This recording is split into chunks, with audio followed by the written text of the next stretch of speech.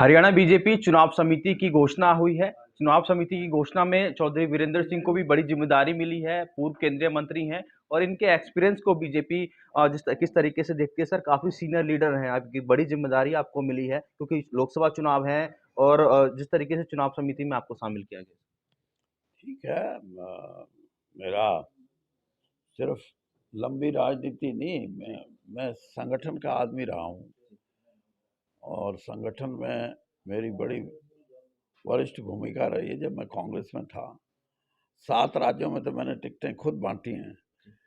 तो इसलिए समिति में, चुनाव समिति जो बनी है उसमें अपनी बात तो कहेंगे, लेकिन बहुत सी चीज़ें ऐसी होती हैं कि कहने में सुनी भी जाती हैं, उन पे संतुष्टि भी व्यक्त की जाती है, लेकिन उनको अगर लागू किया जाए तो हो सकता है उसका लाभ भी बहुत बड़ा मिले। बाकी ये है कि राजनीतिक रूप से हरियाणा का जो चुनाव है वो बहुत महत्वपूर्ण है भारतीय जनता पार्टी के लिए, और चुनाव समिति को समय भी इतना नहीं कि वो बहुत लंबे समय तक मंथन करके कोई निचोड़ निकालें, लेकिन ये ज़रूर है कि अच्छे कैंडिडेट अच्छे होंगे तो माहौल तो अच्छा है।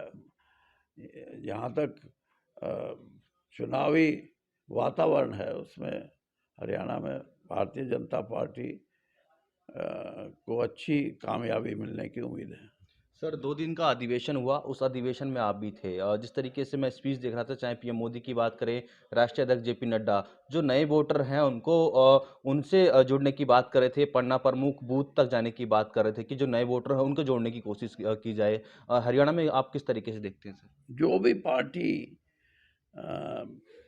बिना किसी थकावट के चुनावी साल में लगी रहेगी उसको लाभ तो मिलेंगे जी। और वो चाहे पुराने वोटर से संपर्क करें चाहे नए से करें, और नया ज़्यादा जागरूक है, नया ज़्यादा उत्सुक है कि चुनाव में मैं कैसे वोट डालूं, किन मुद्दों को लेके मेरा आकर्षण बने, तो उसका लाभ तभी मिलता है जब आप ज़मीनी स्तर पे कहीं ना कहीं किसी ना किसी रूप में उनसे जुड़ो। मोदी की गारंटी की चर्चा सर अधिवेशन में हो रही थी, पूरे देश में भी हो रही है। किस तरीके से हरियाणा में देखिए, क्योंकि यात्रा जो है वो हर गाँव जारी है और लगातार हर व्यक्ति तक ये यात्रा पहुँच भी रही है, जो लाभ मिल रहा है। तो किस तरीके से आप मोदी की गारंटी को देखते हैं? देखिए, बात यह है कि चुनाव प्रचार है, उसमें हर तरह के प्रचार होते हैं। हर पार्टी का अपना अपना एक प्रचार करने का तरीका है, और बीजेपी का यही तरीका है कि मोदी जी को सामने रख के, क्योंकि पिछला जो 2019 का चुनाव हुआ था वो भी कैंडिडेट्स को वोट नहीं मिली थी और ना ही बीजेपी को मिली थी, वो मोदी जी को वोट मिली थी।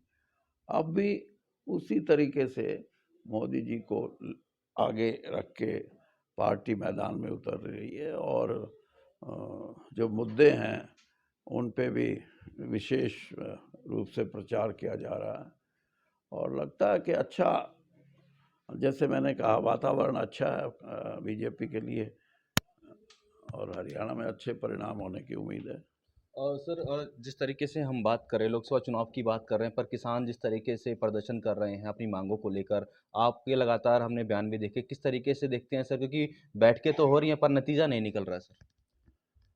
देखिए, ये जो बैठक हुई हैं, 4 बैठक शायद हुई हैं, इनमें कुछ सरकार ने कहा था भाई ये चीज़ें हैं, आप अगर कहो तो ये इनके लिए हम तैयार हैं। उन्होंने कहा कि ऐसा नहीं है, हम पहले इसका पूरा अध्ययन करेंगे, जो एक्सपर्ट हैं उनसे भी राय लेंगे, उसके बाद कोई निर्णय करेंगे। तो किसान यूनियन जो एजिटेशन कर रही हैं उनका निर्णय यही हुआ कि हम इनसे संतुष्ट नहीं हैं, हमारे को तो एमएसपी सबसे महत्वपूर्ण है और उसके बारे में लेजिस्लेशन की ज़रूरत है। तो बात कहीं सिरे चढ़ी नहीं। अब फिर भारत सरकार ने कहा, ये अपने जो कृषि मंत्री हैं इनका बयान आया आज, लेकिन जो भी है, ये इसको एक एक इशू को सेटल करना चाहिए। जो नहीं हो सकता उसकी नहीं बोलने के लिए कारण बताने चाहिए, और जो हो सकता है उसको मानना चाहिए। और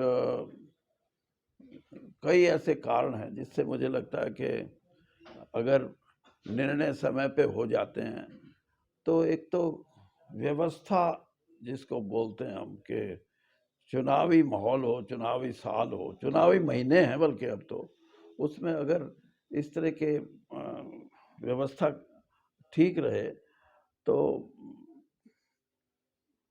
चुनाव में जो कई तरह की ऐसी बातें चल जाती हैं जिसको हम प्रोपेगेंडा बोलते हैं, उसका लाभ कई बार दूसरी पार्टियों को मिल जाता है।